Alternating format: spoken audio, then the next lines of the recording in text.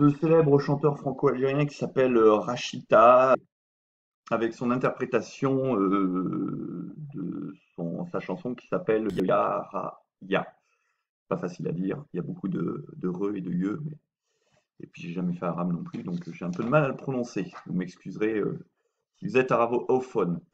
Bien, donc nous avions entamé, et malheureusement nous sommes obligés de le poursuivre en distanciel, si ça veut bien s'afficher, le grand 2 de ce chapitre 3 du deuxième thème sur la crise algérienne et la fin de la quatrième République.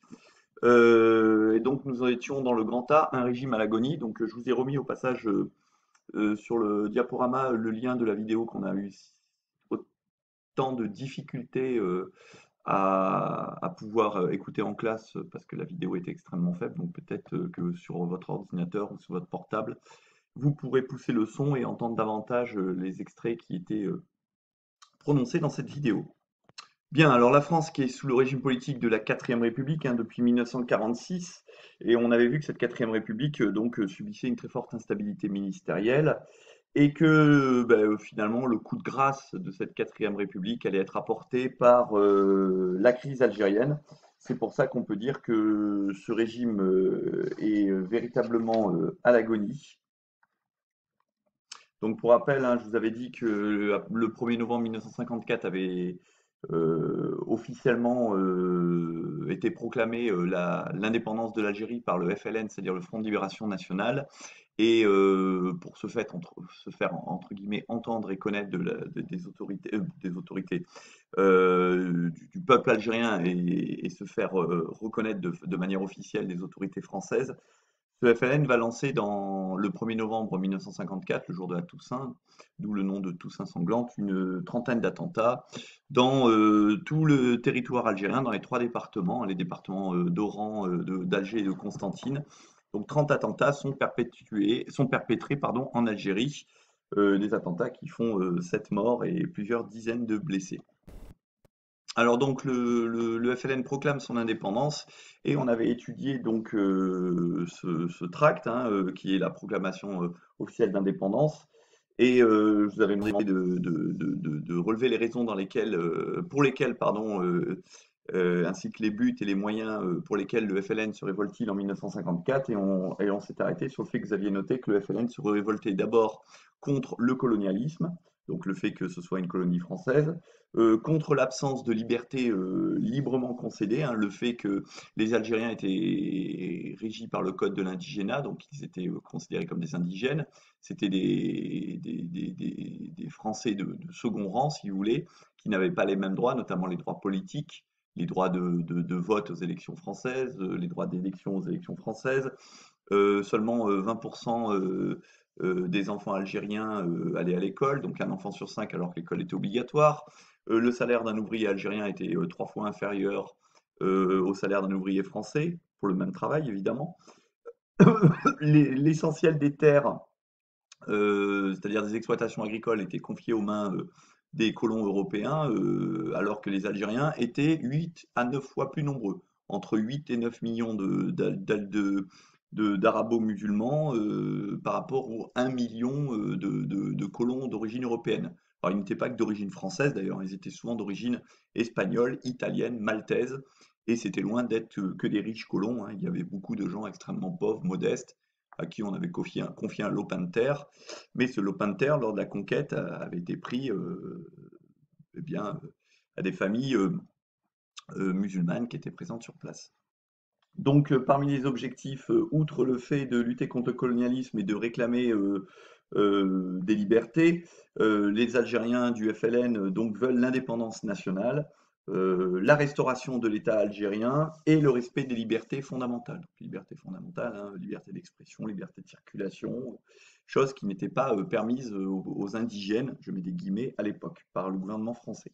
Donc pour y arriver, eh bien, la lutte doit continuer par tous les moyens, donc des attentats, la torture, la propagande, etc. Euh, Commence alors eh bien, une lutte armée radicale contre la France et contre aussi les indépendantistes modérés, car le FLN, ce sont des indépendantistes radicaux, qui donc veulent l'affrontement par la force, et quitte à utiliser la violence et la terreur, hein. Le but, c'est de terroriser aussi la population française pour les inciter à partir.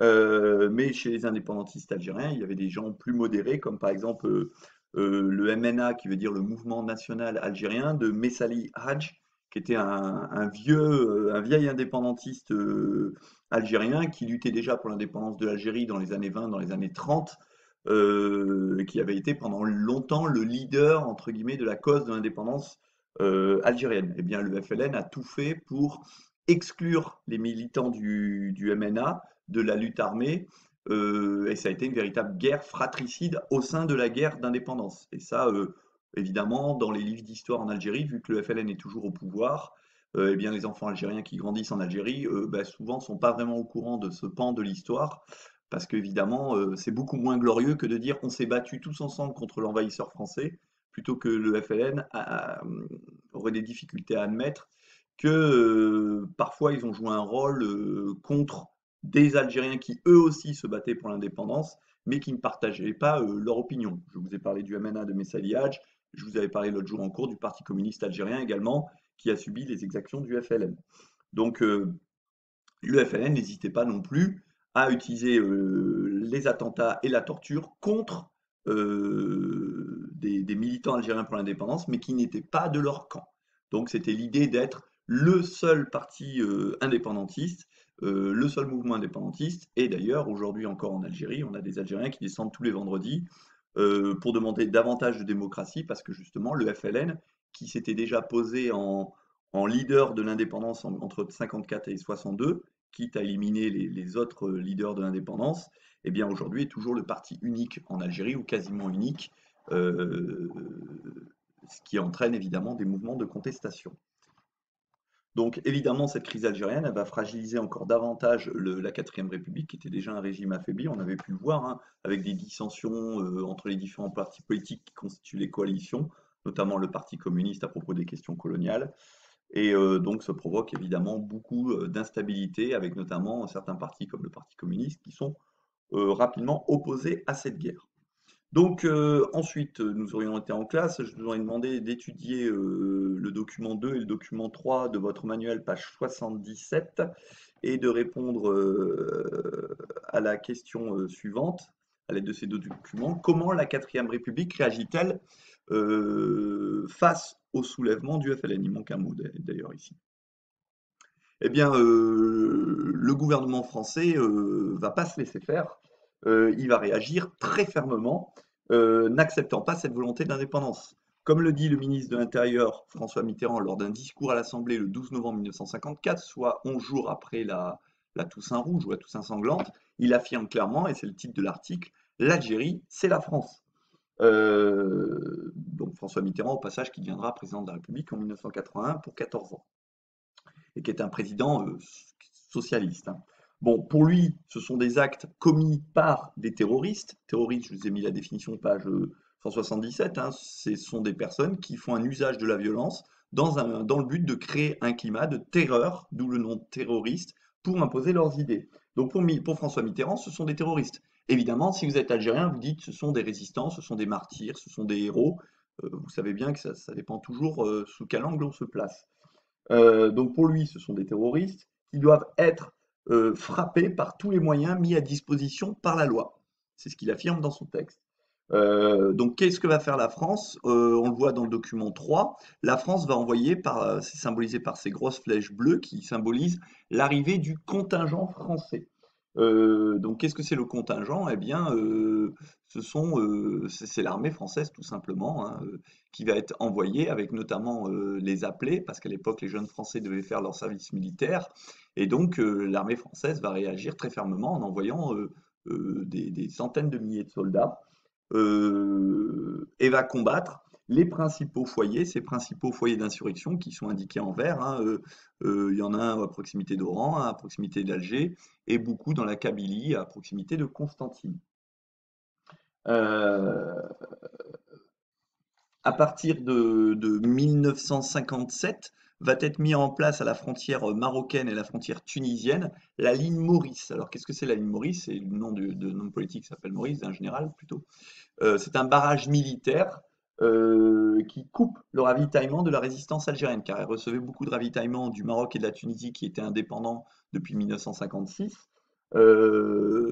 Et avec ces véritables barrages à la frontière qui sont constitués de barbelés, de champs de mines, etc., eh bien, le ravitaillement n'arrive plus, la résistance algérienne s'épuise, et lors de la bataille d'Alger qui aura lieu en 1957, qui est en fait, on l'appelle bataille, mais c'est plus des opérations de lutte contre les terroristes avec l'utilisation massive de la torture, l'armée, notamment sous les ordres du général Massu, héros de la bataille de Dien Bien Phu en 1954, démantèlera, c'est-à-dire détruira les réseaux du FLN, donc du Front de Libération Nationale. La guerre qui est en train de s'installer, même si c'est une guerre sans nom, hein, on ne prononce, je vous ai dit, jamais le nom de guerre, on dit des opérations de maintien de l'ordre plutôt, elle divise encore davantage les partis politiques français, notamment sur les questions de la répression, sur les questions d'usage de la torture. Ce qu'on peut voir dans les documents suivants, hein, l'usage de la torture par l'armée. Vous avez un professeur d'histoire à la Sorbonne, donc une grande université française, qui s'appelle Henri Irénée Marou, qui s'indigne de l'utilisation de la torture, qui parle de sa conscience tourmentée, qui éprouve une lourde gêne, une inquiétude, une angoisse. euh, et, et qui compare l'utilisation de la torture faite par les Français à l'utilisation qui pouvait être faite par les nazis, et notamment la Gestapo, qui torturait les résistants français en France, et donc qui compare l'utilisation de la torture à camps de concentration, torture, répression collective. Il cite les noms de Dachau, Buchenwald, qui étaient des camps de concentration nazis. Donc lui, alors qu'il est universitaire français, eh bien, il a honte que les Français, les militaires français utilisent la torture pour faire parler des combattants du FLN, pour obtenir des informations. Alors vous savez, hein, c'est l'éternel débat hein, selon lequel faut-il utiliser la torture en temps de guerre, chose que l'on réprouve. Et certains argumentent en disant que si la torture permet de récupérer des informations urgentes, eh bien, elle doit être pratiquée, par exemple, dans le but d'éviter un attentat. Si l'on sait qu'une personne détient des informations capitales et que ces informations permettront de sauver la vie de plusieurs dizaines de personnes parce qu'une bombe va être placée dans un bar ou dans un restaurant, eh bien, on peut utiliser la torture. D'autres disent que philosophiquement, la torture doit être réprouvée. Bon, le problème, c'est pas tant que on utilise la torture pour faire parler des potentiels auteurs d'attentats, c'est surtout l'usage généralisé de la torture. C'est-à-dire que les soldats français pratiquaient énormément la torture, même si en fait, dans beaucoup de cas, c'était une forme de torture gratuite. C'est-à-dire que c'était pas pour soutirer des informations capitales. Ça, c'est certains militaires se sont cachés derrière cela. Effectivement, parfois, ça a été utilisé parce qu'on savait que la personne détenait des informations capitales. Parfois, la torture était facilitée parce qu'on s'adressait à des personnes qu'on considérait comme inférieures et que certains aussi ont pu développer leur sadisme. Et puis, vous savez, dans l'art de la torture, je dis souvent à mes élèves que les hommes sont vraiment sans limite et ont beaucoup, beaucoup d'imagination. Donc cette guerre divise encore davantage les partis, hein, et surtout elle va mobiliser plus d'1,5 million de soldats français, ce qui va commencer à faire réagir l'opinion française.